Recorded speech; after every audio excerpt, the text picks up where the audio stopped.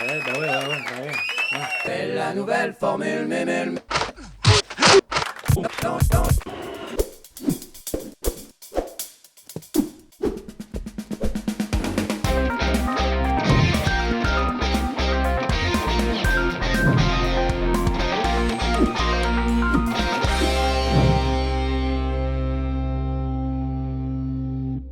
Salut tout le monde, bienvenue dans un nouveau Métro Boulot Home Studio. J'espère que vous allez bien quand même, parce que là on va faire du son, donc c'est quand même un truc, c'est la détente quoi, c'est du plaisir. Aujourd'hui je voulais parler de jingle, vous savez ces petits bouts d'audio, ces petits bouts de son qu'on va utiliser pour aller ponctuer un programme audio, par exemple un podcast ou une émission de web radio, une émission de radio même. Ça peut être un événement en live, en direct, que ce soit à l'école de vos enfants, que ce soit pour présenter un truc dans la galerie d'un supermarché ou alors une présentation en public, ou voire même une vidéo. Vous pouvez avoir envie de déclencher des bruits ou des sons en live. Ça peut être de la musique, ça peut être des bruitages, des effets sonores, des espèces de petites virgules qu'on va utiliser pour aller ponctuer, pour signaler une transition ou tout simplement pour faire un truc un petit peu stupide comme on aime bien faire dans les sondiers quoi. Si jamais vous avez déjà écouté le podcast Les Sondiers, vous savez qu'on aime bien balancer des jingles un petit peu de temps en temps, que ce soit pour faire un truc rigolo ou alors pour changer de partie dans l'émission, pour faire une transition. En général, c'est soit Knarf, soit moi qui animons l'émission. On a chacun notre setup différent, on a chacun notre façon de faire. Il me semble que Knarf, il utilise un Launchpad de chez Novation dont il va se servir pour aller contrôler une session live dans laquelle il a déjà tous ses jingles de configurés. Alors moi par contre j'utilise Machine avec mon contrôleur Machine Micro MK2. J'ai une session spéciale préparée, déjà configurée avec tous mes bruitages, avec différentes pages de bruitage sur lesquelles j'ai juste qu'à lancer mes jingles. Ah là là là là là là, bonsoir à tous et bienvenue dans Les Sondiers. J'espère que ça va vous ce soir, parce que moi ça va, on va parler de son. Et puis tout de suite on passe à la nouvelle formule. La nouvelle formule mémule. Voilà, mais surtout il faut pas parler pendant les jingles parce que sinon, voilà, puisque c'est ce que j'utilise, je vais vous montrer comment je configure ma session machine pour que tout fonctionne correctement. Je vais aussi montrer 2-3 techniques qui peuvent servir si vous faites du sampling, si vous faites de la musique par exemple, pas que pour lancer des jingles. Bon bref, je vous montre, c'est plus simple.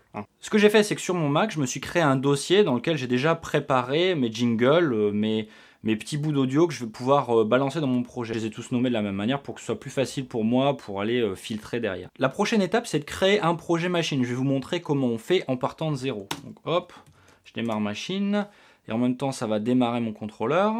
Il va détecter que machine démarre. La première chose à faire, c'est d'aller importer mon dossier de sample dans machine, parce que pour l'instant, le logiciel, il n'est pas au courant que ce dossier-là, il existe. Donc je vais dans les préférences, je vais dans Library, User, et là, je vais cliquer sur Add, et donc je suis allé déjà présélectionner mon dossier, c'est celui-là qui s'appelle Sample, avec tous mes bouts d'audio qui sont préfixés MBHS-025. Donc je vais cliquer sur Choose. Là je vais cliquer sur Rescan pour que Machine il aille redétecter les nouveaux fichiers qu'il n'a pas déjà dans sa bibliothèque. Dans ma librairie, je vais aller sélectionner les samples. Pour que ce soit plus simple, je vais directement aller mettre un filtre MBHS-025 pour pas qu'on soit pollué. À partir de là, je peux jouer avec mon contrôleur machine. Donc je sélectionne un pad, je vais sur Browse. Donc là, on voit bien que je suis allé parti chercher les samples. Je clique sur Liste et là, j'ai tous mes samples à ma disposition. Donc si je bouge ce petit potentiomètre là, ça va les jouer. Dans la nouvelle formule, on parle de bidule. Voilà, donc par exemple, on va dire que je veux des applaudissements sur ce pad là. Hop. Par défaut, les samples ils se jouent quand on déroule dans la liste. Si je clique sur mon pad, ça va jouer le sample d'applaudissements. Ok ? Donc là, ce qu'on peut voir déjà, c'est qu'il y a un petit décalage au début, on va régler ça rapidement. Je clique sur OK, j'enlève le mode Browse. Étant donné que mon applaudissement, il démarre pas tout de suite quand j'appuie sur le pad, je vais aller le découper en mode sampling. Donc hop, Edit, je vais aller zoomer un petit peu. Voilà, donc là on voit que sur le début, c'est pas génial. Donc au niveau du start, je vais aller, hop, réduire un petit peu comme ça. Là tout de suite c'est mieux, donc je clique sur Trunk, boum, ça va tronquer mon son, et là c'est bon, et là ça marche nickel. Ça démarre tout de suite. Le premier problème qu'on a, c'est que si je fais un petit peu le fou avec le pad et que j'appuie plusieurs fois comme ça, et bien ça va lancer autant de fois le jingle que j'appuie sur le pad. Moi, ce que je voudrais, c'est qu'à chaque fois que j'appuie sur le pad, ça coupe le jingle et ça le relance depuis le début. C'est super marrant pour aller faire des petits effets du genre blablabla. Ça sert à rien d'aller lancer 1000 fois la piste d'applaudissement. Ce qu'on va aller changer, c'est le paramètre de polyphonie. Ce pad là, il est configuré pour être polyphonique. Ça veut dire que si on appuie plusieurs fois, le pad il va considérer qu'on peut jouer plusieurs notes en même temps. Ce qu'on voudrait, nous, c'est qu'on puisse jouer qu'une seule note à la fois. Donc ça se règle dans le plugin de sampling qui est utilisé pour aller déclencher les sons. Donc là, on est directement dessus. Il faut cliquer sur Nav et aller dans plugin. Donc là, on est directement déjà sur le paramètre. C'est le premier polyphonie. On va aller le régler sur 1. Et là, voilà, ça redéclenche le sample depuis le début. Un autre truc qu'on vient d'entendre là tout de suite, c'est que selon comment on va taper sur le pad, le sample il va pas se jouer de la même manière.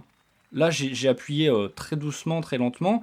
On n'entend presque pas le son. Par contre, si j'appuie très fort, boum, on l'entend vachement plus fort. Ça, c'est ce qu'on appelle la vélocité. C'est quand même assez pratique d'avoir ça sur le contrôleur machine, surtout quand on va jouer des percus ou alors du piano, des keyboards, ce genre de choses. La vélocité, là, on n'en a pas besoin. Nos jingles, on veut qu'ils aient tous le même niveau sonore.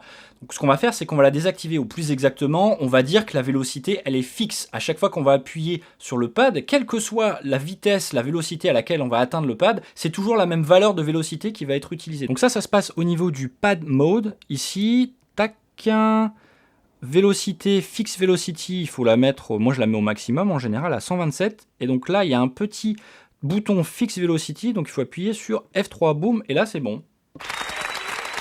Donc là, j'appuie très doucement.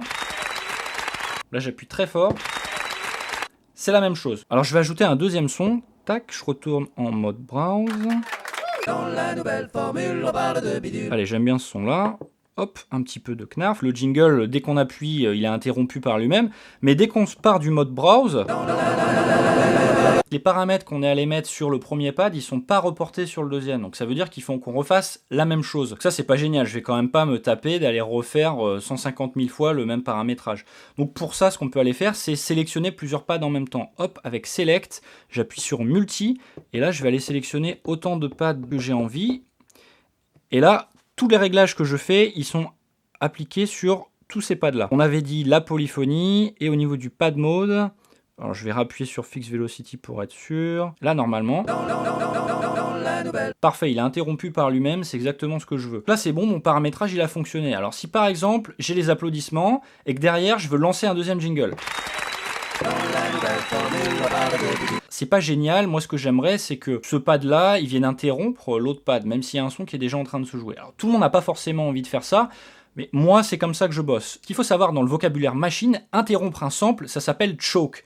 Ici, ça veut dire étrangler, super. Si je fais ça, en fin de compte, le pad il va se choquer lui-même. Moi ce que je voudrais c'est qu'un pad il puisse aller choquer un autre pad. Ce qu'il faut faire c'est aller dans pad mode, et en fin de compte, chaque pad il peut être dans un choke group. Donc là, le choke group, c'est none. Il n'y a pas de choke group. Donc, ils ne se choquent pas les uns les autres. Ils ne s'étranglent pas les uns les autres. Ce qu'on va faire, c'est qu'on va tous les mettre dans le choke group numéro 1. Et si vous vous souvenez, tout à l'heure, je suis allé sélectionner tous mes pads. Donc, ce paramètre-là, il vient de s'appliquer à tous mes pads. De ce groupe-là, en tout cas. Donc, si je lance mes applaudissements... Dans la nouvelle formule, on parle de bidule. C'est exactement ça que je veux. Je sais pas si vous avez remarqué, mais depuis tout à l'heure, je vais appuyer rapidement sur Shift Mute pour aller atteindre le bouton de choke. C'est pour aller interrompre un sample. Parfois, vous avez besoin d'arrêter un sample, parce qu'il est trop long celui-là, par exemple. Alors, on va pas attendre qu'il se termine. Si par exemple, pour vous, d'appuyer sur deux boutons dans la rapidité de l'instant, c'est trop compliqué, ce que je vous conseille de faire, par exemple, c'est d'aller dédier un pad, par exemple, toujours celui tout en haut à gauche. Et ce qu'on va faire, c'est que là, je l'ai sélectionné, mais il n'y a pas de son sur ce pad-là. Si on regarde Sound, None, il n'y en a pas. Donc quand j'appuie là, ça déclenche rien du tout. Comme je suis allé configurer sur tous mes pads un choke group de 1, ça veut dire que si j'appuie sur ce pad-là et que derrière je vais aller appuyer sur cet autre pad, ce pad-là va interrompre celui-là. Mais comme sur celui-là il n'y a pas de son, eh ben ça va l'interrompre avec du vide. Voilà. On peut se faire une boîte à baffes aussi. On va décider que toute cette colonne-là, c'est des coups de poing par exemple.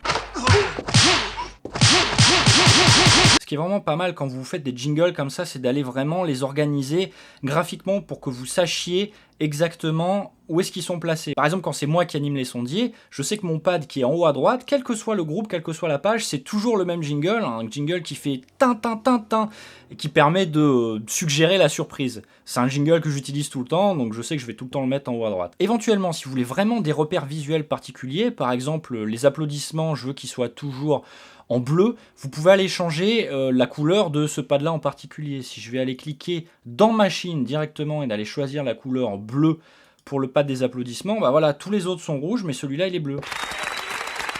Voilà, vous avez vu, finalement c'était plutôt simple, et puis ça peut aussi vous servir si vous faites du sampling, si vous faites de la musique ou d'autres choses. C'est pas la seule façon de faire, il y a plein d'autres techniques, plein d'autres logiciels ou contrôleurs à utiliser. Finalement, c'est vous qui choisissez, hein. Il y a plein de manières différentes de faire, vous ne sentez pas obligé d'acheter machine juste pour ça, quoi. Voilà, bah c'est tout pour aujourd'hui, j'espère que ça vous a plu. Si jamais vous avez des questions, des remarques, ou alors un sujet que vous aimeriez que je traite, laissez un commentaire en dessous de la vidéo. Et puis voilà, il y a des jours comme ça où c'est pas mal de passer un quart d'heure à aller configurer son logiciel pour faire quelque chose comme ce qu'on a fait aujourd'hui. Et souvenez-vous, il y a toujours le temps pour faire du home studio, même si on est fatigué en rentrant le soir du boulot, qu'on a des trucs à faire, qu'on est un petit peu surchargé, qu'on n'a pas super envie, qu'on a l'impression qu'on n'avance pas. Essayez d'y passer un petit peu de temps si vous pouvez, je vous jure, ça vaut le coup. À la semaine prochaine, je fais un fist bump parce qu'en fait, je trouve que la musique que je mets derrière au niveau du générique, ça fait pouf, il y a un gros coup de kick, donc allez, à plus.